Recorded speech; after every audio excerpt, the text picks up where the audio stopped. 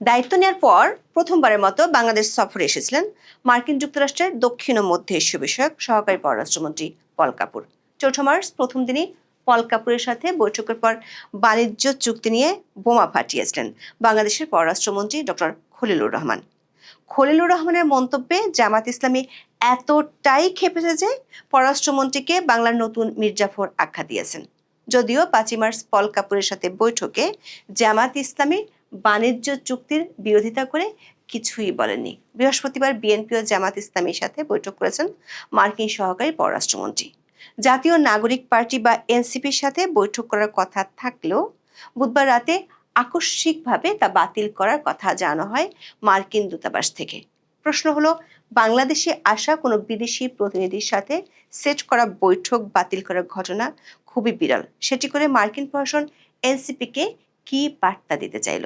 তার চেয়েও গুরুত্বপূর্ণ প্রশ্ন, বিএনপি ও জামাতের সাথে আলাদা আলাদা বৈঠক করে কি বার্তা পল কাপুর দিয়েছেন? সূত্রগুলো বলছে, মার্কিন সহকারী পররাষ্ট্রমন্ত্রী পল কাপুর বাংলাদেশের সরকারি ও বিরোধী দলকে 3টি বিশেষ বার্তা দিয়ে গেলেন। জানা গেছে, কার্যক্রম নিষিদ্ধ থাকা আওয়ামী লীগের প্রতিনিধিদের সাথে অনলাইনে বৈঠক হয়েছে। কূটনীতির ভাষায় যাকে বলা হচ্ছে আন্ডার টেবিল বৈঠক। বিস্তারিত জানতে চলুন যাওয়া যাক বিশ্লেষণে।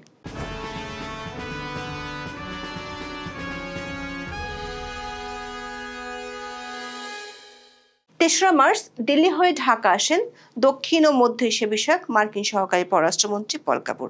4 মার্চ বিএনপি সরকারের বেশ কয়েকজন মন্ত্রীর সাথে একের পর এক বৈঠক করেন। সেসব বৈঠকে মূলত বাণিজ্য ইস্যুটি বেশি করে উঠে এসেছিল। 5 মার্চ পল কাপুর বৈঠক করেছেন রাজনৈতিক দলগুলোর সাথে। বৃহস্পতিবার সকাল 9টায় ঢাকায় মার্কিন রাষ্ট্রদূতের বাসভবনে প্রথমে বৈঠক হয় জামাত ইসলামীর সাথে। জামাত ইসলামীর সংবাদ বিজ্ঞপ্তিতে বলা হয়েছে, পল কাপুরের সঙ্গে সৌজন্য বৈঠকটি অত্যন্ত আন্তরিক পরিবেশে হয়েছে।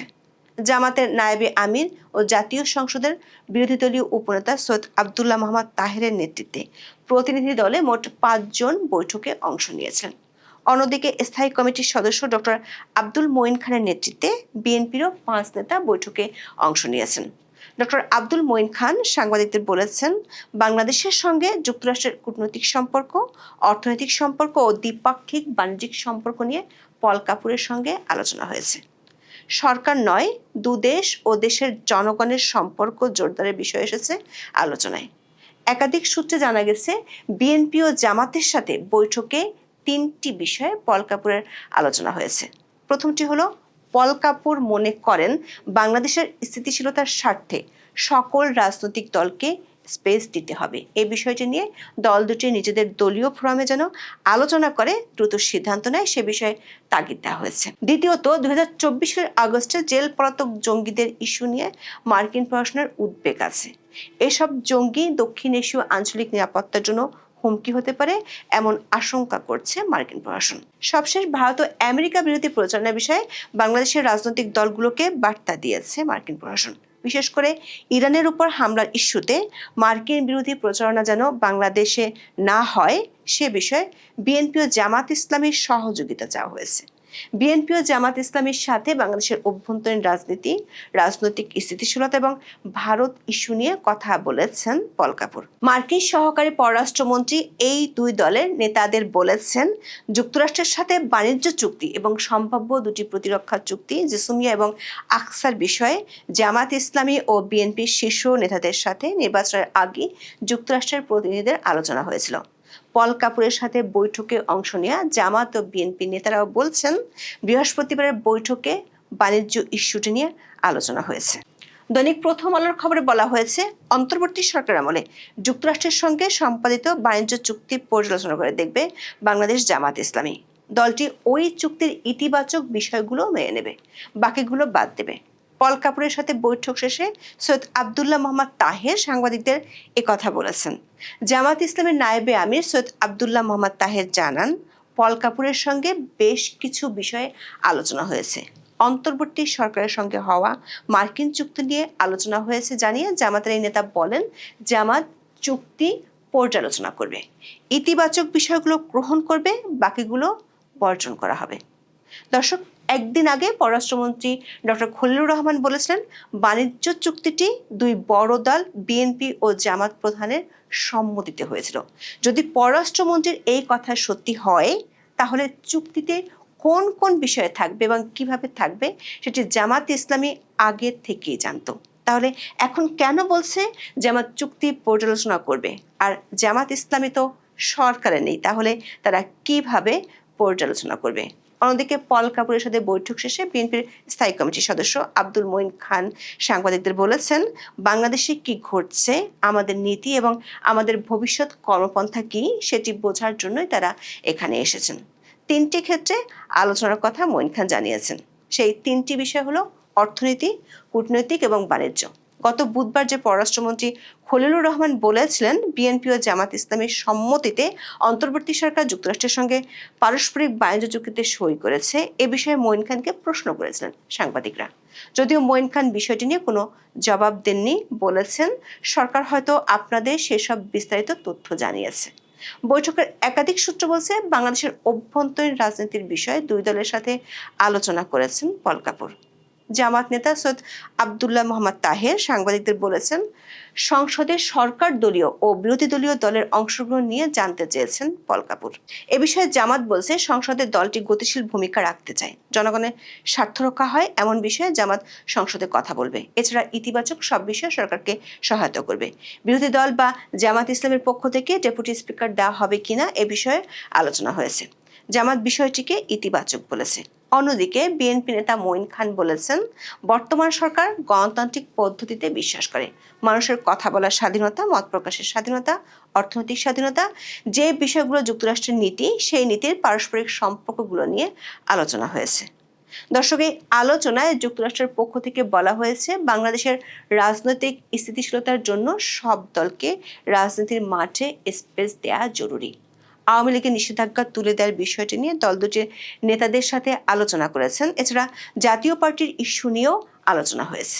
যুক্তরাষ্ট্রের পক্ষ থেকে বলা হয়েছে, সব দলগুলোকে সুযোগ না দিলে রাজনৈতিক সহিংসতা বেড়ে যেতে পারে, যেটি বাংলাদেশে যুক্তরাষ্ট্রের বিনিয়োগকেও প্রভাবিত করতে পারে। বিএনপি নেতাদের সাথে বৈঠকে নির্বাচনের পর কয়েকটি জেলায় আওয়ামী লীগের কার্যালয় খোলার বিষয়টিও উঠে এসেছে, কিন্তু সেখানে বিএনপি ও এনসিপির পক্ষ থেকে কয়েকটি জায়গায় হামলার বিষয়টি নিয়ে যুক্তরাষ্ট্রের পক্ষ থেকে অসন্তুষ্টির কথা জানানো হয়েছে। দুটি দলের সাথে বৈঠকে সাম্প্রতিক সময় ইরানের হামলার প্রেক্ষিতে বাংলাদেশে মার্কিন বিরোধী প্রচারণার বিষয়টি নিয়েও আলোচনা হয়েছে। এর মধ্যে কয়েকদিন আগে মার্কিন রাষ্ট্রদূত ব্রেন্ট ক্রিস্টেনসন স্বরাষ্ট্রমন্ত্রী সালাউদ্দিন আহমেদের সাথে দেখা করে দূতাবাসের নিরাপত্তা বাড়ানোর কথাও বলেছিলেন। জামাত ও বিএনপির নেতাদের কাছ থেকে পল কাপুর বাংলাদেশে 2024 সালের 5ই আগস্টের পর থেকে জঙ্গিবাদ ইস্যুটি নিয়ে জানতে চেয়েছেন।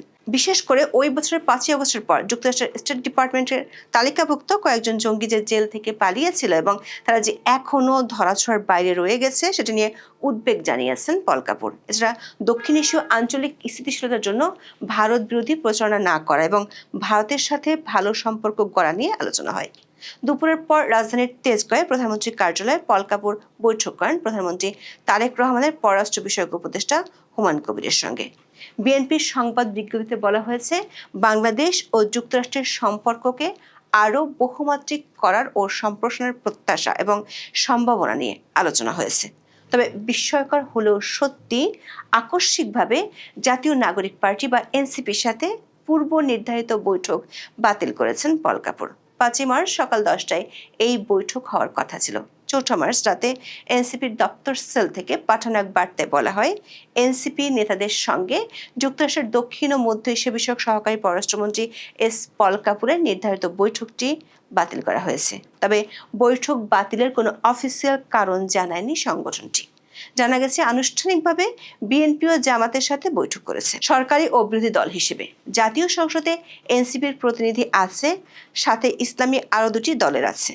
বিএনপি জোটেরও কয়েকটি দলের প্রতিনিধিত্ব জাতীয় সংসদে আছে। মার্কিন দূতাবাস সূত্রে জানা গেছে, শেষ মুহূর্তে এনসিপির সাথে বৈঠকটি বাতিল করা হয়েছে। দূতাবাস মনে করে, বাণিজ্য চুক্তি বাস্তবায়ন করতে হলে এবং সম্ভাব্য 2টি প্রতিরক্ষা চুক্তি সম্পন্ন করতে হলে বাংলাদেশের রাজনৈতিক স্থিতিশীলতা ফিরিয়ে আনতে হবে। সেক্ষেত্রে কোনো বিশেষ দলকে তারা আর গুরুত্ব দিতে চায় না। বিশেষ করে যেসব দলের বিরুদ্ধে অন্তর্বর্তী সরকার আমলে মব সন্ত্রাসের অভিযোগ আছে, তাদেরকে মার্কিন প্রশাসন থেকে একটি বার্তা এরই মধ্যে পৌঁছে দেওয়া হয়েছে। এনসিপির সাথে বৈঠক বাতিল করা হলেও কার্যক্রম নিশ্চিত থাকা আওয়ামী লীগের সাথে অনলাইনে একটি বৈঠক হয়েছে বলে মার্কিন দূতাবাস এবং আওয়ামী লীগ সূত্রে নিশ্চিত হওয়া গেছে। বৈঠকে আওয়ামী লীগের পক্ষ থেকে দলটির কার্যক্রমের উপর নিষেধাজ্ঞা তুলে দেওয়া, অধ্যাপক ইউনূসের আমলে গ্রেপ্তার হওয়াদের জামিনের বিষয়টি তুলে ধরা হয়। তবে এই বৈঠকটি নিয়ে কোনো পক্ষই আনুষ্ঠানিক কোনো মন্তব্য করতে রাজি হননি। দর্শক, পল কাপুর দায়িত্ব নেওয়ার পর এটি তার দক্ষিণ এশিয়াতে প্রথম সফর। বাংলাদেশে আসার আগে তিনি দিল্লি সফর করেছেন। আবার যুক্তরাষ্ট্রের সবশেষ ইন্দো প্যাসিফিক নীতিতে ভারত সবচেয়ে বড় সহযোগী। পল কাপুরের প্রথম মার্কিন প্রশাসনের গুরুত্বপূর্ণ ব্যক্তি, যিনি বাংলাদেশে নতুন সরকার আসার পর সফর করলেন। বিশ্লেষকরা মনে করছেন যুক্তরাষ্ট্রের দক্ষিণ এশীয় নীতি ও বাংলাদেশের জন্য পল কাপুরের সফর বেশ গুরুত্বপূর্ণ।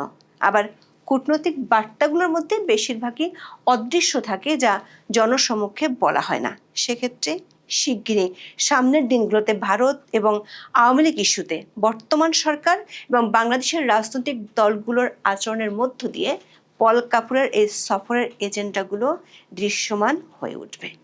এখন এ পর্যন্ত। সবাই ভালো থাকুন, সুস্থ থাকুন, নিরাপদে থাকুন। দেখা হবে আগামী পর্বে।